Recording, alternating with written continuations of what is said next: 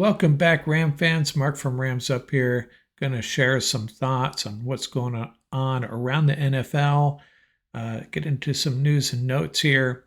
But before we get started, hey, it is the most important day of the year, isn't it? It is Mother's Day. So happy Mother's Day to all of you mothers out there listening. There's probably about 4 or 5 of you, I would hope. But happy Mother's Day to all of you out there. Cannot let that slip by without mentioning it, or I could get myself into trouble. So, what else we got going on here? Well, it's episode 734 on the podcast. So, I'm going to talk about a player who wore number 34 real quickly. Another guy I had forgotten about, number 34, running back Elvis Peacock. Now, he came out of the University of Oklahoma, played high school ball in Miami, was drafted by the Rams late in the first round in 1978, joined a crowded backfield. This is the old ground knocks era, right? They had Colin Bryant, Lawrence McCutcheon at the end of his career, and at some point in that era, they had Wendell Tyler, John Cappelletti, and so enter Elvis Peacock, and it didn't go well for him. It just could not get on the field a lot. He did finish his 2-year career with the Rams, 216 carries, 1,001 yards, and 7 TDs. And he eventually moved on to the Cincinnati Bengals. And that was the end of his career, 3 short years in the NFL. And interesting story on him, apparently, he didn't talk much about his NFL career, and his son did not find out he was an NFL player until his second grade teacher told him. And he came home with a lot of questions, I am sure. Elvis Peacock, pretty talented running back at the college level, just never really got it going. I think injuries had a little bit to deal with that, but he is our number 34 this time around. Last time, 100 or 200 episodes ago, we talked about Les Josephson, another talented running back for the Rams. This time around, Elvis Peacock. So some NFL news that has broken over the last couple of days. George Pickens traded from the Steelers to the Cowboys. And it's interesting how this all goes down as far as how fans feel about it. If you'd asked people a week ago, most fan bases would not be really interested in adding George Pickens. He just has a lot of baggage, personality issues, gets himself into trouble on the field with opposing players and even teammates sometimes. He's the typical player that the Rams would avoid. But he gets traded to the Cowboys, and suddenly people are talking about the Cowboys rejuvenated and on their way to the playoffs. I'm going to have to wait and see on that. Now, obviously, they have a couple of really talented wide receivers, George Pickens and CeeDee Lamb, but is it going to work in Dallas with Dak Prescott? Well, I'm going to have to wait and see. Now, the other bit of news, not really news, more of a rumor, is Brandon Ayuk possibly going to fill that void in Pittsburgh? Would he possibly be traded to the Steelers? Just a rumor at this point, but the 49ers aren't happy with their wide receiver room, especially how much they're paying Ayuk. And coming back from that injury, there's just a big question mark there. And we're going to talk about the NFC West wide receiver rooms here in a minute. But it kind of makes sense that this Steelers might be interested in Brandon Ayuk. Makes perfect sense. And, who's going to be their quarterback is Aaron Rodgers to Brandon Ayuk in our future. And Derek Carr retires. And this news broke. Actually, it broke right before Ernesto and I were recording yesterday. And Ernesto was the one that informed me. And I knew Carr was struggling with a shoulder injury. And I guess it's bad enough that, he's just said it's not worth it. I'm going to move on. So remember the Saints drafted Tyler Shugg in the second round. A lot of folks thought that was a little early for him. I don't necessarily think it was. If you think he's your franchise quarterback, and he very well could be, the Rams thought a lot of him, thought highly of him. So maybe the Saints saw this coming, and they move on from Derek Carr, and it's the Tyler Shugg era. Now, if you missed Jared Verse on the Rich Eisen show, you got to go check it out. It's available on YouTube and elsewhere probably. But I don't typically watch these shows. I probably should. It's just not enough hours in a day to ingest all this NFL content. But it was a pretty interesting, a fun conversation with Eisen and Verse, about 20 minutes long. And the one part that I thought was the most entertaining was the story about Sean McVay having to pull Jared Verse aside. Verse was, you know how he gets when he beats an offensive tackle, when he makes a play, he lets everybody on the field know. He lets the left tackle know. He lets the quarterback know. Everybody knows Jared Verse just made a play.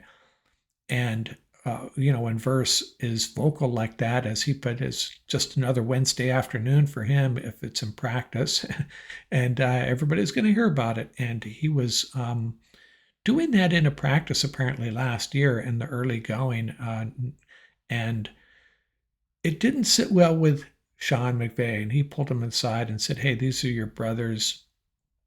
I understand, how intense you are and how vocal you are, but when you're out here with your brothers, your teammates, that's not how we do it here.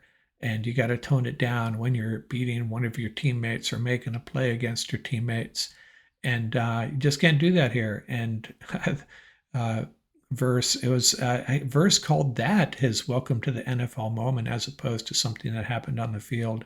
But that's a good watch. Go check it out. Rich Eisen and Jared Verse. Really good stuff. And hey, the Rams are a premier franchise. And, their players going to be making the rounds in the NFL shows pretty often moving forward, I think, especially when you're the defensive rookie of the year and a Pro Bowler, Jared Verse. So we talked a minute there about the 49ers wide receiver situation, and I wanted to take a look at all three wide receiver rooms in the NFC West, aside from the Rams. 49ers here on the board for you on the YouTube channel. Brandon Ayuk coming back from an injury, still on the trading block. Juwan Jennings, I don't really see him as a number one wide receiver, but the damage he did to the Rams last season, I'm not going to throw any shade on him. Second-year player Ricky Pearsall, he had that gunshot wound prior to last year, his rookie season, and got on the field late, made some plays.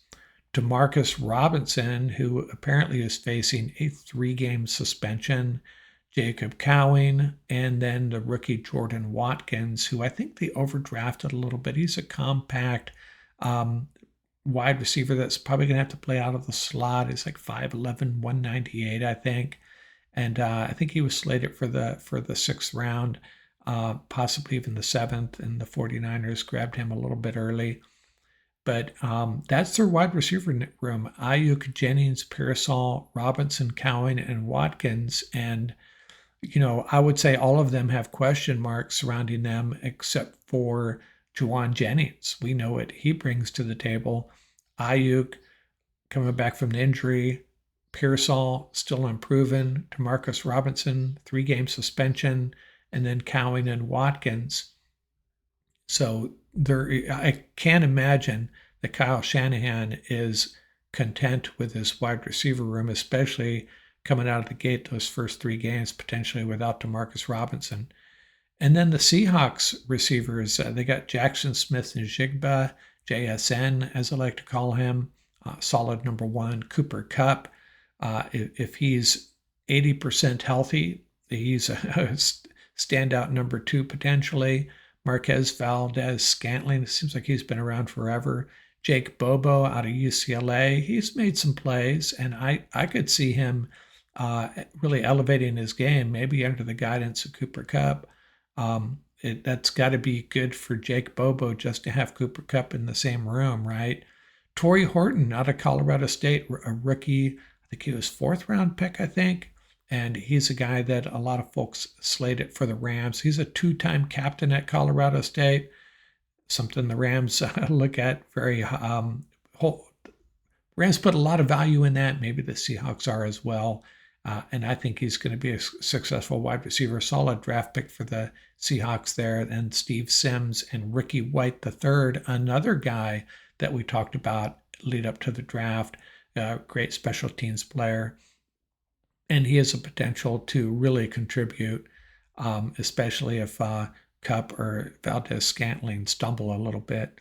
So you got Smith and Njigba. Worst case scenario, Smith and Njigba, Bobo and Horton, not bad. And then if Cooper Cup can step up and just stay healthy and be at 80, 90%, speed-wise, agility-wise, and all that, Seahawks wide receiver group's in pretty good shape.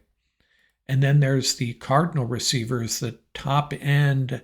This is a really difficult wide receiver group to evaluate, in my opinion. Marvin Harrison, if he wasn't a top pick in the first round last year, we probably would have said, hey, this guy is a solid wide receiver and is going to be an impact player moving forward. And that's probably the case, but he did not deliver his draft value last year, and apparently he has bulked up significantly.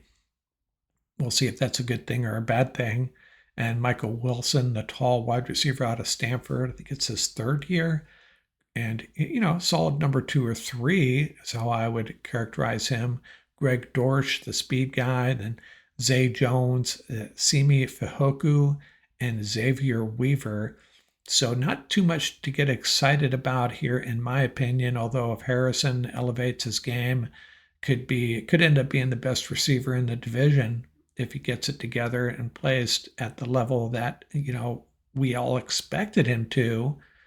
Maybe Puka and JSN and even Devontae Adams would have an argument with that, but he certainly has the potential to be a Pro Bowl level wide receiver. And then Michael Wilson and Dorsch, solid guys. But yeah, that's the wide receiver groups in the NFC West. And if you consider the Rams wide receiver group, Puka, Devontae. Now we're assuming Devontae, his play is not going to drop off significantly. Then you got Jordan Whittington and Tutu Atwell, and a couple other guys that could really step up and contribute as well. Overall, I would say the Rams have the best wide receiver group if you consider the top end and depth. Either way you look at it, I'll give the Rams a slight edge over the Seahawks at this point. 49ers and the Cardinals could both exceed expectations, or they could both really bottom out. So I like where the Rams are at as far as that goes. Now, I wanted to talk about the active passing leaders in the NFL with Derek Carr retiring. He was 6th on the list, and so everybody after that bumps up one spot. Aaron Rodgers, who apparently is still active, leads the pack with almost 63,000 yards, followed by our Matthew Stafford. He's about 3,000 yards behind him. Then it's a big drop to Russell Wilson, 3rd on the list, 46,000. Joe Flacco right on his tail, only about 500 yards behind him. And then Kirk Cousins just under 43,000. Then you had Carr. He drops off the list. So Andy Dalton moves up to 6th. Jared Goff moves up to 7th. Ryan Tannehill to 8th. Patrick Mahomes 9th. And Dak Prescott 10th. Just a little data point there for you. A couple of guys with Ram connections on this list. Matthew Stafford at 2nd and Jared Goff now 7th in passing yardage. And I would expect, if you look at these numbers, Jared Goff, 35,000 yards. I would expect him to, he's got a couple years. It's going to take him a couple years probably to pass Andy Dalton. And then maybe another year or 2 to get past Kirk Cousins and Joe Flacco. Climbing this list. And a couple of these guys are probably going to retire very soon. You would expect Rodgers, Flacco, Cousins, Andy Dalton, and maybe even Russell Wilson to be out of the league within a couple of years. I'll be honest with you, I didn't know Andy Dalton, is he on a roster? Apparently he is. Maybe he's just a free agent. I am not caught up on the status of Andy Dalton, so chime away in the comments if you know where the heck he's at. Moving on here, the quarterback search in 2026. Let's talk about that. This is going to be the talk of the town, the talk of the league. Get used to it. It's going to be a never-ending discussion. And what teams are going to be in the market? Well, you got the Browns, even though they drafted two, Dylan Gabriel and Shadur Sanders, both on their roster. Then you have the Jets. They'll be in the market for sure. The Rams, most likely. And then you have the Steelers, and they could sign Aaron Rodgers, but even if they did, I think they're still going to be in the market for a quarterback. Then you have the Colts, who, other than Anthony Richardson, if he comes through, they got a couple of veterans there. But if they're not happy with Anthony Richardson, they're going to go to the well again. And maybe the Saints, but, they just took Suge, and I think I'd probably take them off the list, but we'll have to see how 2025 goes. So, who are the quarterbacks? So we got, 6 teams here that could potentially be looking for quarterbacks. So let's talk about this 2026 quarterback class, and it is a good one. At the top of the list is Arch Manning out of Texas. He's 6'4", 225, blue chip quarterback with the pedigree as well, obviously. That last name, but he's probably the most athletic Manning yet. Now, a lot of folks are saying he won't come out, but I'm going to give you a reason at the end here why I think he will come out in 2026, and it relates directly to our Los Angeles Rams. Cade Klubnik out of Clemson. He's 6'2", 210, a dual threat quarterback. And then Garrett Nussmeier out of LSU. He is the son of the Saints offensive coordinator, Doug Nussmeier. He's 6'2", 200. He's got the arm talent. He's a pocket passer. Some concerns about his size there, a little bit on the lean side. 6'2", 200 on the lean side. It's kind of funny saying that, but at the NFL level, that is the case.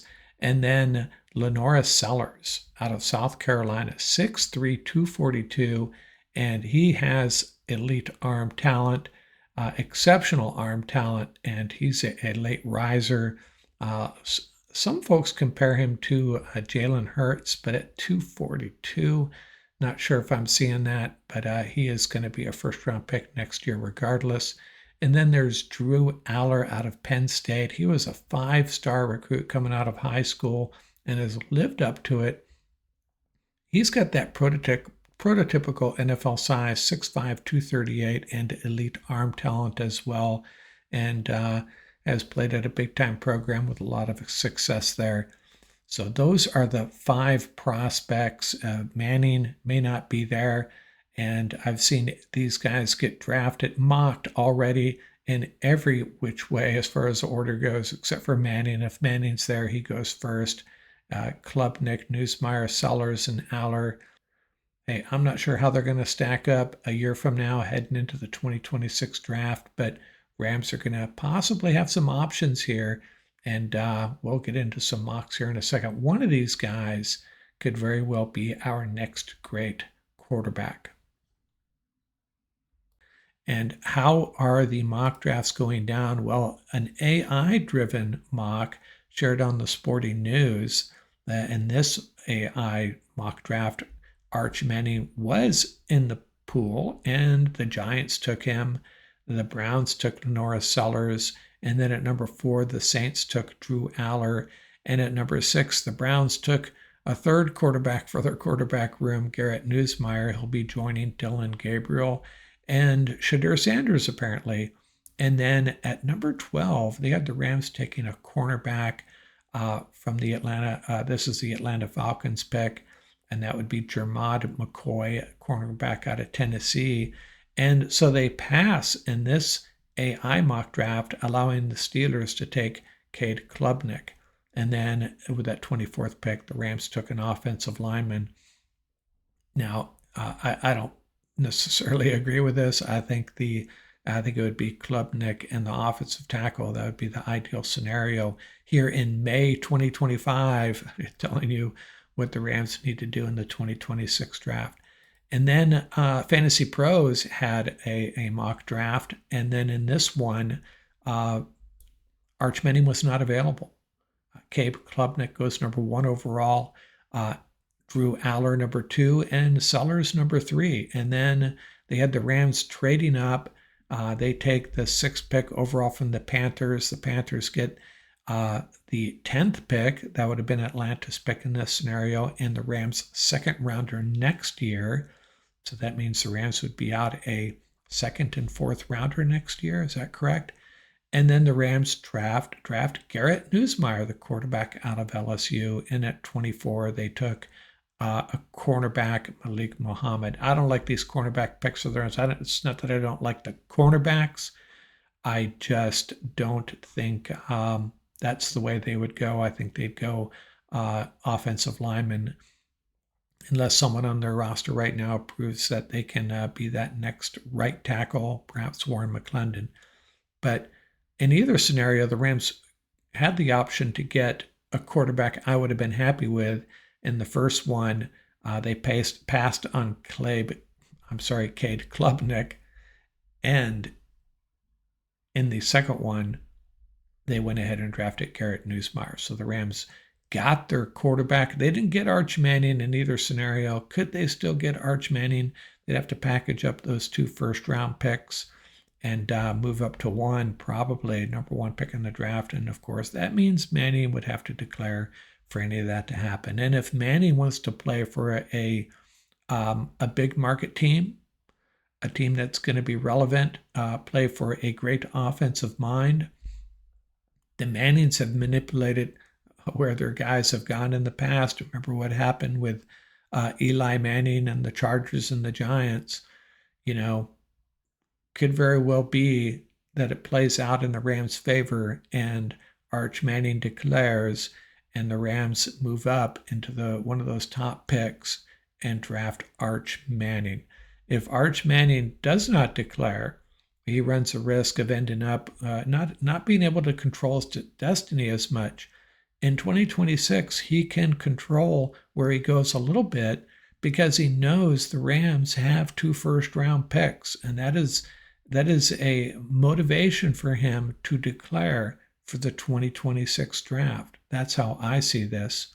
But hey, that's all I got. Once again, happy Mother's Day. I got to get back to folding some laundry. All of you have a great week out here. And we will have that schedule release show hopefully Wednesday night for y'all. Thanks a lot out here.